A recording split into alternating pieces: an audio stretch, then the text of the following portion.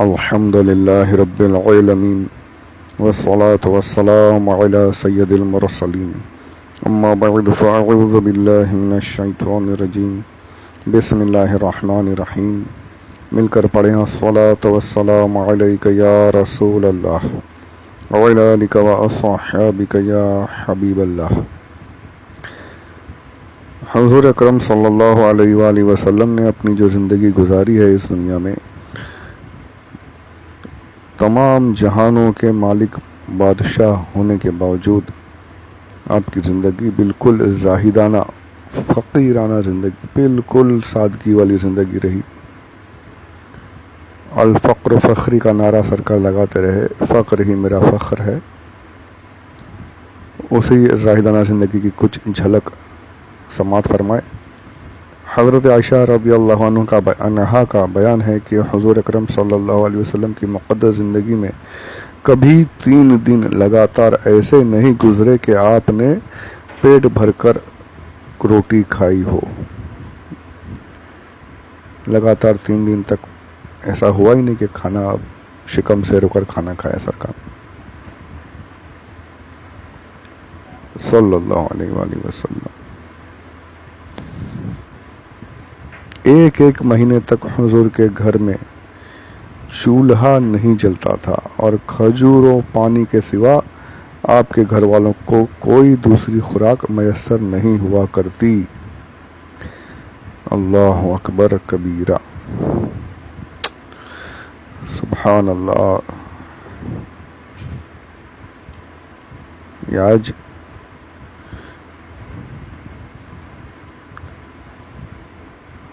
یہ ایسا نہیں تھا کہ حضور کے پاس مال نہیں تھا، جی نہیں، مال آ نہیں سکتا تھا، ایسی بات بھی نہیں تھی۔ ارشاد فرماتی ہیں کہ حالانکہ اللہ تعالیٰ نے آپ صلی اللہ علیہ وسلم سے فرمایا کہ اے حبیب، اگر آپ چاہیں تو میں مکہ کی پہاڑیوں کو سونا بنا دوں اور وہ آپ کے ساتھ چلتی رہیں اور آپ ان کو جس طرح چاہیں خرچ کرتے رہیں۔ پہاڑ جو ہیں، پہاڑ پتھر نہیں، پہاڑ جتنے پہاڑ مکہ کے وہ سب سونا بن جائے، ساتھ میں چلتے رہیں، اڑتے رہیں ساتھ میں آپ کے پیچھے پیچھے، اور آپ جیسا چاہے سونا خرچ کریں، جو چاہیں استعمال کریں، آپ کی ملک ہے سونا، اتنا مال دے دوں میں آپ کو۔ پر میرے آقا صلی اللہ علیہ وسلم نے کیا ارشاد فرمایا، کیا عرض کی پروردگار کی بارگاہ میں؟ آپ نے یہی عرض کی کہ یا اللہ عز و جل، میں یہی چاہتا ہوں، مجھے یہی پسند ہے کہ میں ایک دن بھوکا رہوں اور ایک دن کھانا کھاؤں، تاکہ جس دن بھوکا رہوں خوب گڑ گڑا کر تجھ سے دعائیں مانگوں، اور جس دن آسودگی رہے اس دن تیری خوب حمد و ثنا کروں، تیرا شکر بجا لاؤں۔ یہ ہمارے آقا صلی اللہ علیہ وسلم کی زندگی کا ایک نمونہ تھا۔ آپ جس بستر پر آرام فرماتے، میں نے پہلے بھی کہا کہ چمڑے کا اور کھجوروں کی پتے بھرے ہوئے اس میں، ایسا بستر۔ حضرت حفصہ فرماتی ہیں کہ میری باری کے دن حضور اقدس صلی اللہ علیہ وسلم ایک موٹے ٹاٹ پر سویا کرتے تھے، جس کو میں 2 تہے کر کے یعنی ڈبل کر کے بچھا دیا کرتی تھی۔ ایک مرتبہ میں نے اس کو 2 کی جگہ اور ڈبل کر دیا، تھوڑا موٹا، یعنی ایسا ہو جائے کہ نرم ہو جائے، 4 تہے کر کے بچھا دیا۔ تو صبح کو آپ صلی اللہ علیہ وآلہ وسلم نے ارشاد فرمایا کہ پہلے کی طرح اس ٹاٹ کو تم نے دوہرا کر کے بچھا دیا کرو، ایسے اور زیادہ نرم مت کرو، کیونکہ مجھے اندیشہ ہے کہ اس بستر کی نرمی سے کہیں مجھ پر گہری نیند کا حملہ ہو جائے تو میری نماز تہجد میں خلل پیدا ہو جائے گا۔ کہاں یہ زندگی چاہیے، امتیوں کو یہ درس حاصل کرنا چاہیے، یہ سیکھنا چاہیے۔ جنہوں نے سیکھا، جنہوں نے عمل کیا، وہ کہاں سے کہاں پہنچ گیا، آج ساری دنیا ان کے دروں پر آتی ہیں، ایک ہجوم بنا رہتا ہے ان کی بارگاہ میں۔ جتنے اولیاء کرام ہیں وہ سارے انہی باتوں پر عمل کرتے ہوئے حضور کے طریقے پر چلتے ہوئے آگے بڑھ گئے۔ جو بھی مقام حاصل ہوا سرکار کی پیروی سے حاصل ہوا۔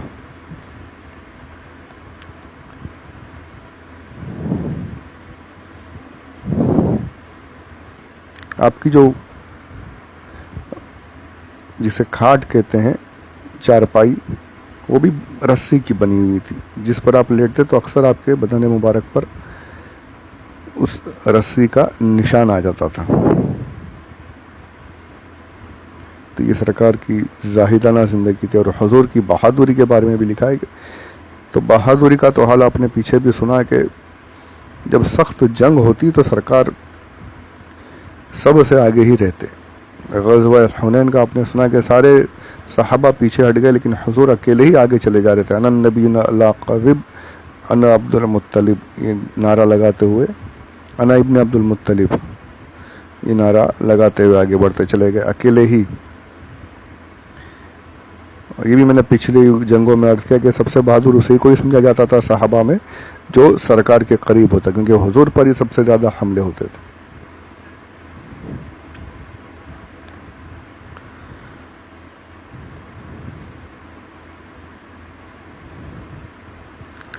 کئی واقعات اس کے آپ پیچھے سن چکے ہیں،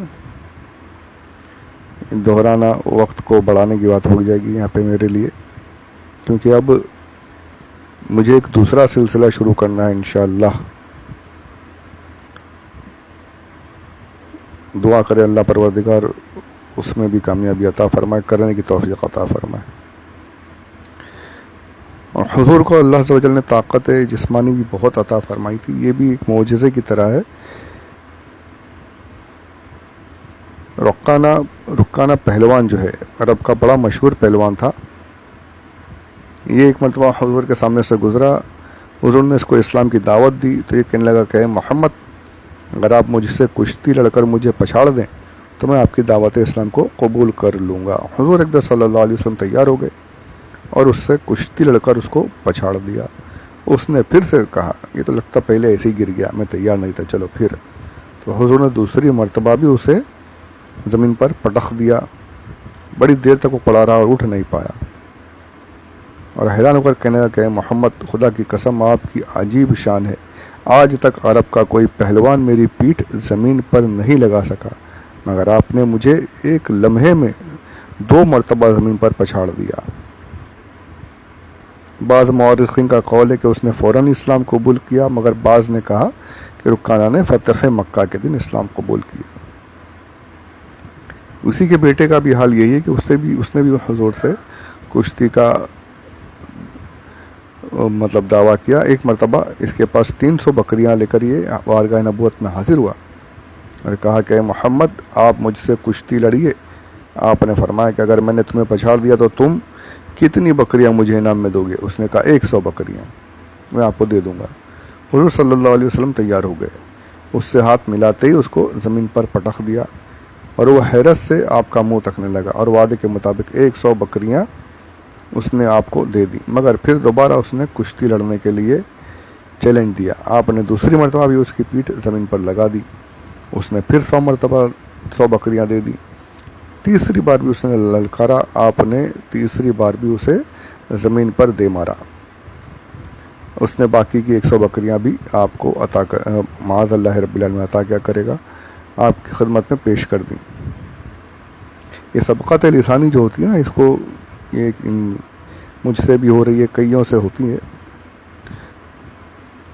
تو اس پہ آدمی اگر پلٹ کر مطلب کہہ دے کہ مجھ سے غلطی نکل گئی زبان سے تو الگ بات ہے، لیکن کچھ جو ہوتے ہیں اڑ جاتے ہیں، نہیں میں نے صحیح کہا، تو جو صحیح غلط کو جو صحیح کہنے بیٹھ جائے تو وہ اس کی گرفت ہے۔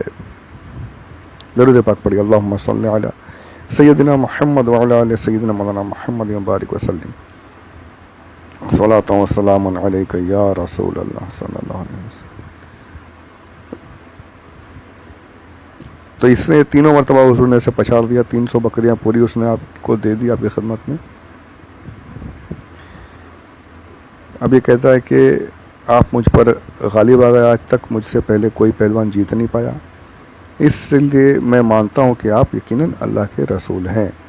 یہ کہہ کر کلمہ پڑھ کر دامن اسلام میں داخل ہو گیا، اور حضور صلی اللہ علیہ وسلم اس کے مسلمان ہو جانے سے بے حد خوش ہوئے اور اس کی ساری بکریاں اسے واپس کر دیں۔ حضور کو کیا کرنا بکریاں وغیرہ کے بارے میں، یہ تو بس ایک اس کا چیلنج تھا، اس چیلنج کو آپ نے خدا داد طاقت جو ہے اس سے نبٹایا۔ دوسرا ایک اور ابو الاسود کر کے پہلوان ہے، اس کے بارے میں آتا ہے کہ یہ گینڈے کے چمڑے پر بیٹھ جاتا، جانوروں کا چمڑا ہوتا ہے گینڈا تو بہت سخت جان، یہ بیٹھ جاتا اور سامنے سے لوگ کھینچتے کہ چمڑا اس کے نیچے سے نکال دیں، پر اتنا طاقتور تھا کہ یہ بیٹھا رہتا پکڑ کے اور سامنے لوگ گھسیٹتے رہتے۔ اب گینڈے جیسی مضبوط کھال اس کے بدن کے نیچے سے نکلتی نہیں، الٹا یہ ہوتا کہ بیچ سے پھٹ کر الگ ہو جاتی۔ بتائیے کتنی طاقت والا تھا یہ، اتنا طاقتور، اس نے بھی چیلنج کیا اور حضور اکرم صلی اللہ علیہ وسلم نے اس کو بھی پٹخ دیا۔ وہ آپ کی اس طاقت نبوت کو دیکھ کر فوراً ہی مسلمان ہو گیا۔ جو سمجھنے والے تو فوراً سمجھ جاتے تھے کہ یہ کوئی انسانی معاملہ نہیں ہے، یہ یقیناً خدائی طاقت ہے۔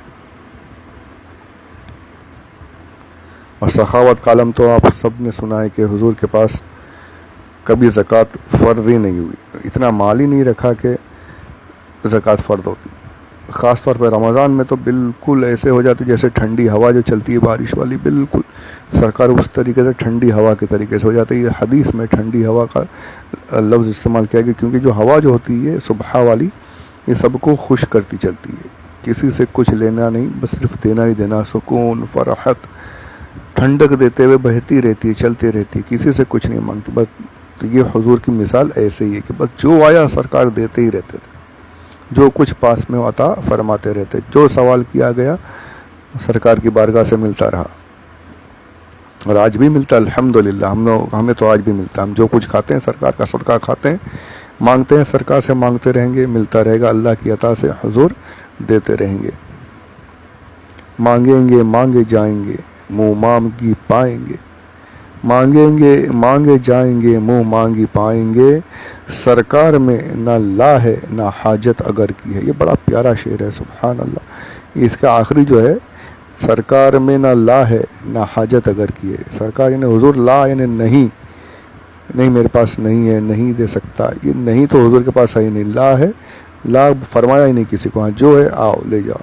اچھا اگر حاجت اگر بھی نہیں ہے، اگر کی حاجت بھی نہیں، یعنی یہ بھی نہیں کہ اگر دوں گا تو تم مجھے کیا دو گے، میرا کیا کام کرو گے، یہ نہیں، کچھ بھی نہیں، آؤ بس لیتے جاؤ۔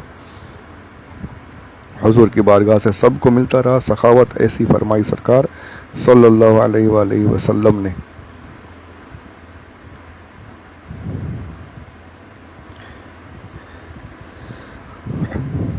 اور سخاوت کے بارے میں تو ابھی شروع کریں تو الگ ہی معاملہ ہو جائے، بس اتنا ایک حدیث شریف سماعت فرمائے کہ 70 شیطانوں کا جبڑا چیر کر آدمی جو ایک سکہ ایک درہم جو خیرات کرتا ہے، 70 شیطانوں کو پچھاڑنے کے بعد خیرات کرتا ہے، صدقہ کرتا ہے، سخاوت کرتا ہے۔ سخاوت شیطان کو اتنی بری لگتی، اتنی اسے تکلیف ہوتی، اتنا روکنے کی کوشش کرتا ہے۔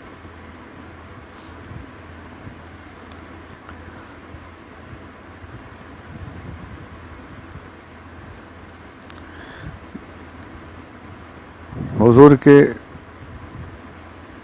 نام مبارک بھی بہت ہیں، قرآن پاک میں بھی ذکر ہے کئی ناموں کے ساتھ۔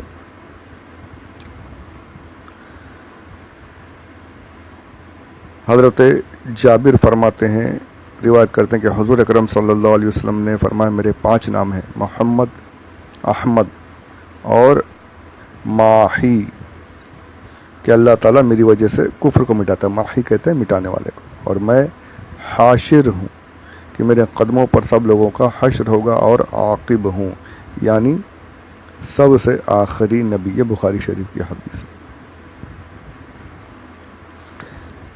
اگلی کتابوں میں نے توریت انجیل وغیرہ میں آپ کا احمد نام کے ساتھ ذکر ہوا ہے۔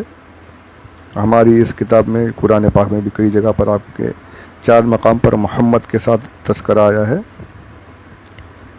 اور القابات سے جو دوسرے نام ہیں وہ تو کئی نام ہیں، مزمل، مدثر، یاسین، طٰہٰ وغیرہ کئی نام قرآن پاک میں موجود ہیں۔ ہمارے آقا صلی اللہ علیہ وسلم، نام زیادہ ہونے میں عرب کا یہ قاعدہ ہے کہ جس کے نام زیادہ ہوتے ہیں اس کی شرافت زیادہ ہوتی ہے، عرب والے یہ کہا کرتے ہیں۔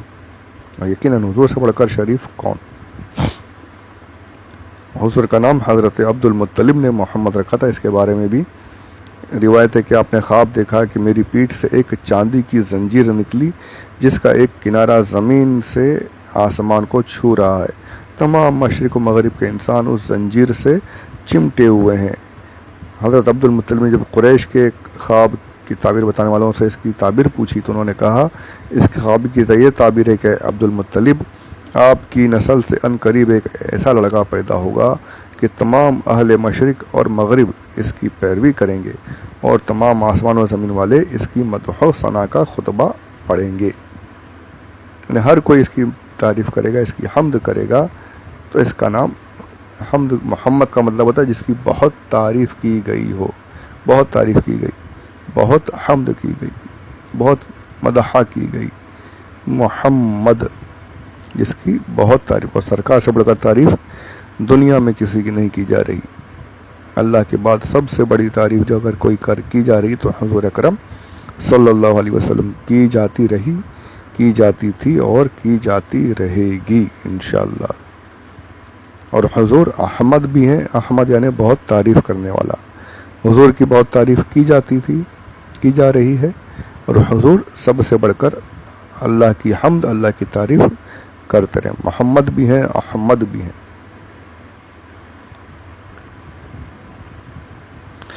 عیسیٰ علیہ السلام نے احمد نام سے حضور کے آنے کی پیشن گوئیاں کی ہیں. قرآن پاک میں بھی آیت موجود ہے وَمُبَشَّرًا بِرَسُولٍ يَأْتِي مِن بَعْدِ اسمہ احمد. میں تم لوگوں کو میرے بعد آنے والے نبی ان کی بشارت دیتا ہوں, ان کا نام محمد, احمد ان کا نام ہوگا. آپ کی مشہور کنیت ابو القاسم ہے. بہت سی حدیث میں آپ صلی اللہ علیہ وسلم کی کنیت مذکور ہے. اس کے بعد جو ہے طب نبوی کا باب ہے یہاں پر, اس کو میں بالکل اسکپ کر رہا ہوں کیونکہ اس پر تو پوری کتابیں لکھی ہوئی ہیں. یہ 2-3 صفحات جو ہیں اس سے وہ بات حاصل ہی نہیں ہو سکتی. اس پر تو کافی ریسرچ اور سب کچھ ہو رہا ہے. استعمال کریں تو بہت بڑی بات ہے. ہاں, 1-2 چیز عرض کر دوں. شہد کے بارے میں بہت فضیلت ہے. شہد مہینے میں 3 مرتبہ جو چاٹ لیا کرے تو اسے کوئی بیماری نہیں پہنچے گی, یہ حدیث پاک میں موجود ہے. تو شہد, اصلی شہد اگر مل جائے, بہت مشکل آج کے زمانے میں, ہاں گاؤں وغیرہ سے منگاتے ہیں, ملتا ہے, تو اسے گھر میں ضرور رکھیں, کھاتے رہیں. بہت فرمایا کہ 2 چیزوں میں شفا ہے, شہد اور قرآن. پہلے شہد فرمایا, یعنی سے جو بیماریاں ہیں ان کو, جسمانی بیماریوں کو دور کرنے کے لیے شہد کا استعمال کرتے رہنا چاہیے. قرآن پاک تو وہ تو بے شک ہر مرض کی دوا ہے. کلونجی کے بارے میں بھی یہی ہے کہ سوائے موت کے ہر مرض کی دوا کلونجی میں ہے.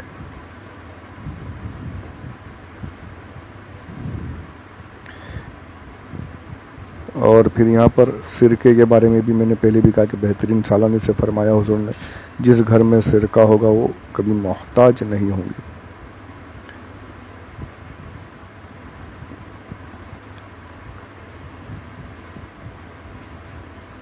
کھجور تو آپ کو پتہ ہی ہے کہ کھجور مقدس ہے, اور اس میں جتنی طاقت ہے میرے خیال سے کسی پھل میں ایسی طاقت نہیں ہوگی. اسی لیے افطار کے وقت میں کھجور کھانے کا حکم, کہ فوراً یہ ریئیکٹ کر کے جو دن بھر کی جو بھوک وغیرہ رہتی ہے اس کو یہ کنٹرول کر دیتا ہے. 1-2 دانے کھجور اگر کھا لیں تو اتنی طاقت مل جاتی ہے جو یعنی جسم کو پوری طریقے سے حاصل. آئرن کہتے ہیں, آئرن اس میں بہت ہوتا ہے, اور میرے ساتھ تو میں نے تو آزمایا ہے. اب وہ یہاں پر طوالت کا باعث ہوگا.